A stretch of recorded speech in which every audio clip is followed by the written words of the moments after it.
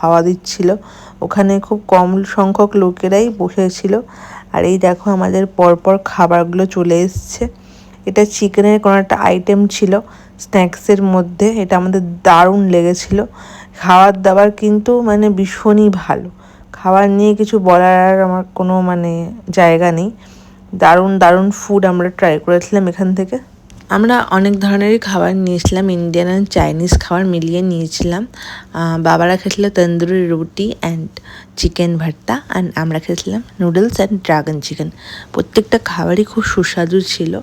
আমার তো খুব ওভারথিটি লেগেছে। খাওয়া দাওয়ার পর আমরা বেরিয়ে পড়লাম বাইরে। আর দেখি সেই ছবি তোলার জায়গাটায় এত ভিড়, এটা একটা আইকনিক প্লেস হয়ে গেছে সবার জন্য।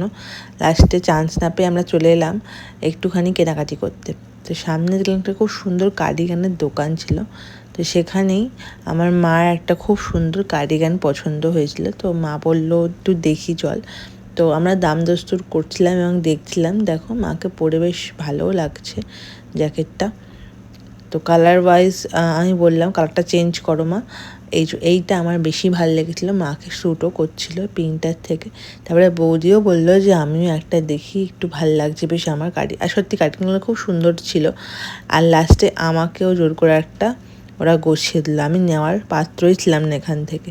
তবে হ্যাঁ, এই দোকানটা আমার দাম একটু সস্তা লেগেছে সব দোকানের চেয়ে। কারণ আমরা জানি সিকিমেও এর আগে গেছি, এমজি মার্ক বলে ওখানটা ভীষণ ভালো একটা মার্কেট এরিয়া আছে এরকম ম্যালের মতো। ওখানেও দেখেছি দাম খুব হেভি, মানে বেশি নেয়। সেরকম এখানেও তো আমি ভেবেছিলাম দাম বেশিই নেবে। বাট ঠিক আছে, চলো ঘুরতে এসে একটু শপিং না করলেও চলে না।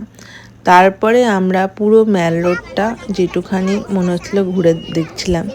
এই ছোট্ট বাচ্চা মেয়েটার থেকে আমরা একটুখানি কেনাকাটি করে নিলাম। আজকে তো আমরা অনেকটা ইভিনিংয়েই খাওয়া দাওয়া সেরে ফেলেছি আর অনেকটা হাঁটলামও। তো রাতের দিকে যদি কারোর খিদে পায় বা ইচ্ছা করে কিছু খেতে, তার জন্য আমরা আবারও গ্ল্যাডিসের বেকারিতে এলাম একটু বেকারির কিছু কেনাকাটি করার জন্য। তো দেখো এখানে আমরা বাকেট নিয়ে নিয়েছি অ্যান্ড গেলাম, গিয়ে দেখলাম কী পাওয়া যায় ওখানে। একটু মাফিন, একটু চিজ কেকটা কিন্তু মানে একদমই ওদের স্টকে থাকেই না। চিজ কেক এগুলো খুব ওদের মানে সোল্ড আউট হয়ে যায়।